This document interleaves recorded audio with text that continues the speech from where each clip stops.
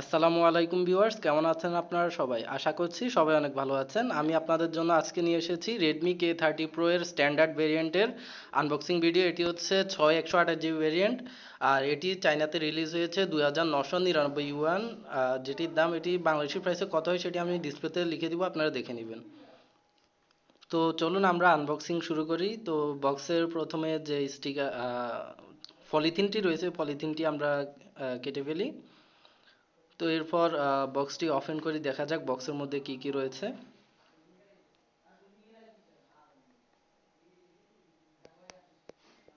তো বক্সের মধ্যে প্রথমে রয়েছে কিছু ইউজার ম্যানুয়াল এবং সিম ইজেক্টর পিন, এছাড়াও রয়েছে একটি কেস, যে কভার রয়েছে ফোনের জন্য কভার রয়েছে, আর এগুলো হচ্ছে ইউজার ম্যানুয়াল, যেগুলো দরকার নেই। আর কেসটি হচ্ছে বেসিক, যেগুলো দেয় তারা প্রত্যেকটি ফোনের সাথে ওইরকম একটি কেস।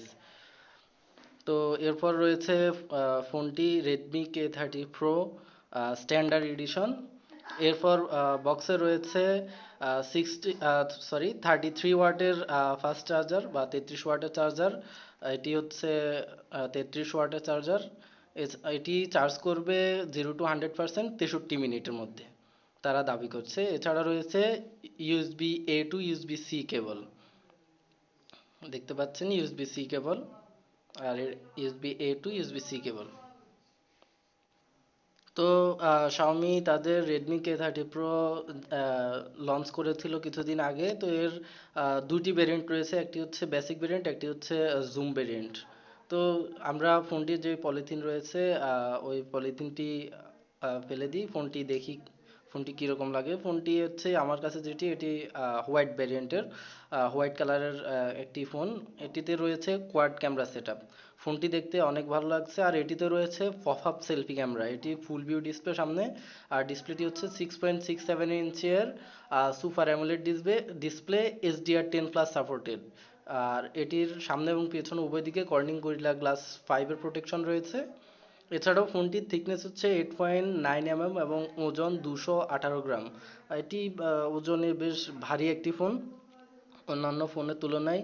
রিয়েলমির ফোনগুলো একটু ওজনে হালকা হয়ে থাকে প্লাস্টিক বডির কারণে। এটি হচ্ছে গ্লাস বডি, ওই কারণে গ্লাস বডি, এবং পাশে যেই ফ্রেমটা রয়েছে ওটি অ্যালুমিনিয়াম ফ্রেম। এছাড়াও এটি হচ্ছে ডুয়াল সিম ট্রে। এটিতে এক্সটার্নাল মেমোরি ইউজ করার কোনো অপশন নেই। আহ, শুধুমাত্র আপনি দুটি সিম কার্ড ব্যবহার করতে পারবেন এই ফোনটিতে।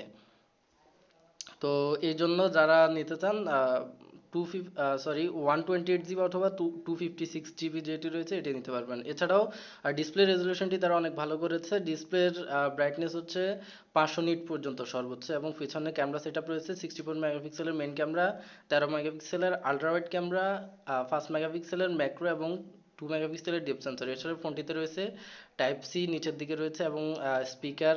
এছাড়াও উপরের দিকে রয়েছে 3.5 mm earphone Jack, pop up selfie camera, এবং নয়েজ ক্যান্সেলেশন মাইক রয়েছে। এছাড়াও ফোনটিতে রয়েছে ডুয়াল 5G সাপোর্টেড। তো আমরা ফোনটির অ্যাবাউটে গিয়ে দেখি ফোনটিতে তারা কি কি প্রোভাইড করছে। তো ফোনটিতে রয়েছে out of the box Android 10 এবং MIUI 11.0.12। এছাড়াও ফোনটিতে রয়েছে অক্টাকোরের প্রসেসর, সিপিইউ অক্টাকোরের। এছাড়াও রয়েছে স্ন্যাপড্রাগন 865 প্রসেসরটি, এবং জিপিইউ হিসেবে দেওয়া হয়েছে অ্যাড্রিনো 650 এই চিপসেটটি। তো আমরা এর অ্যান্টুটু স্কোর চেক করি, দেখি অ্যান্টুটু স্কোর কত আসে। তো ফোনটি প্রায় Mi 10 যেটি রয়েছে তাদের শাওমির ফ্ল্যাগশিপ ফোন Mi 10 এর প্রায় সমপর্যায়ে।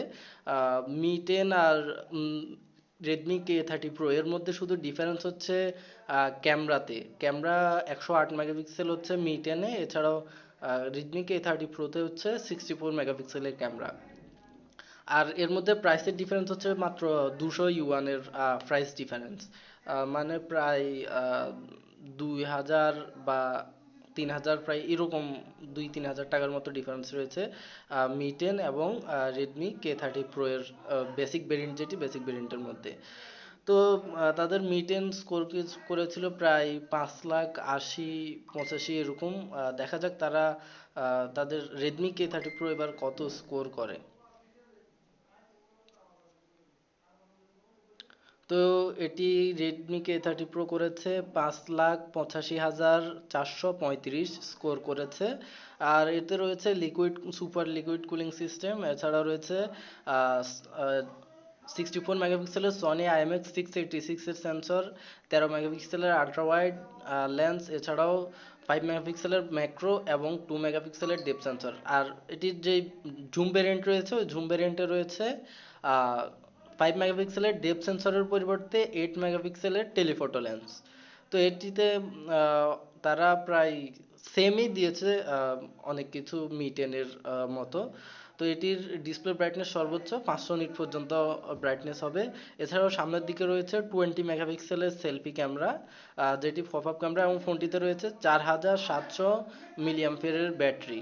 এবং এটির স্টোরেজ সিস্টেম হচ্ছে UFS 3.0 এবং LPDDR5 স্টোরেজ।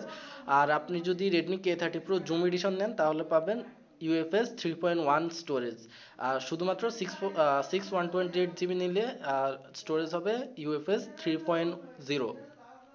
আর 128GB ছাড়া 8 128GB 256GB নিলে পাবেন UFS 3.1। তো আমরা টিকটক চেক করে দেখি টিকটকের তারা সাউন্ড কীরকম দিয়েছে। তো আমি যতটুকু চেক করে দেখলাম, টিকটকে তারা, বা সরি টিকটক না, এমনিতেই ফোনটিতে তারা সাউন্ড কোয়ালিটি অনেক বেটার করেছে, বেটার ইমপ্রুভ করেছে। এছাড়াও ফোনটির ফুল ভিউ ডিসপ্লে দেখতে অনেক দারুণ লাগছে। আহ, কেন জানি না, হঠাৎ সকল কোম্পানি পপ আপ ক্যামেরা দেওয়া বন্ধ করে দিয়েছে। ফুল ভিউ ডিসপ্লে দিলে ফোনটির যেরকম দারুণ লাগে, এটা অন্যান্য ফোনের মতো না। যে পাঞ্চুয়াল ক্যামেরা বা ইয়ে ক্যামেরা দিলে, এটির বিভিন্ন লাইটিং K20 Pro-র মতো লাইটিং করা যায়, লাইটিং আপনি চেঞ্জ করতে পারবেন। এটি ভিজুয়াল ইফেক্টগুলো আপনি দেখতে পাচ্ছেন। K20 Pro-তে কিন্তু এরকম কোনো সিস্টেম ছিল না, K20 বা K20 Pro-তে। এখন এটিতে হচ্ছে আপনি ইচ্ছা মতো লাইটিংটা চেঞ্জ করতে পারবেন। এছাড়াও বিভিন্ন ধরনের সাউন্ড রয়েছে, সাউন্ড ইফেক্টগুলো আপনি চেঞ্জ করতে পারবেন। আর যেটি বলছিলাম, পপ আপ ক্যামেরা দিলে ফোনটির একটি সুবিধা হয় কি, পাঞ্চুয়াল ক্যামেরা বা ওয়াটার ড্রপ নচ দিলে ফোনটির কোনো একটি ভিডিও দেখার সময় এটি কেটে আসে ওই জায়গা দিয়ে, বা এরকম কোনো কিছু হয়। তো যদি ফুল ভিউ ডিসপ্লে দেয় তাহলে এটি আর সমস্যা হয় না। তো পিছনের দিকে তারা যেই লেন্সটি দিয়েছে 64 মেগাপিক্সেলের সনি IMX686 লেন্স, এটি হচ্ছে 26 mm লেন্স। এছাড়াও 5 মেগাপিক্সেলের টেলিফোটো ম্যাক্রো লেন্সটি হচ্ছে 50 mm। এছাড়াও সরি 13 মেগাপিক্সেলের যেই আল্ট্রা ওয়াইড ক্যামেরাটি দিয়েছে, ওই ক্যামেরাটি অনেক ভালো ওয়াইড অ্যাঙ্গেল ছবি নিতে পারে। এছাড়াও সামনে যে পপ আপ ক্যামেরাটি রয়েছে, এটি হচ্ছে 20 মেগাপিক্সেলের ক্যামেরা। আর এটি সেম K20 সিরিজে, K20 এবং K20 Pro-তে যেটি দিয়েছে, সেম ক্যামেরাটি তারা ব্যবহার করেছে। তো আমরা 64 মেগাপিক্সেলে কিছু ছবি নিয়ে দেখি কীরকম ছবি তারা প্রোভাইড করে, কীরকম ডিটেলস দেখতে পাচ্ছেন। K30 Pro এর 64 মেগাপিক্সেলের ক্যামেরায় অনেক ভালো ছবি আসছে, ডিটেলস অনেক ভালো আসতেছে। এর নর্মাল মোডে পিকচার নিয়ে দেখা যাক, নর্মাল মোডে কতটুকু জুম করা যায়। এটিতে নর্মাল মোডে আপনি 10x পর্যন্ত জুম করতে পারবেন। আর আপনি যদি K20 Pro জুম এডিশন নেন তাহলে থ্রি থ্রি এক্স নিতে পারবেন অপটিক্যাল জুম, এবং 5x হাইব্রিড জুম, এবং 30x পর্যন্ত ডিজিটাল জুম নিতে পারবেন K30 Pro জুম এডিশন। তো কিছু রেডমি K30 Pro-তে শ্যুট করা পিকচার দেখেন আপনারা।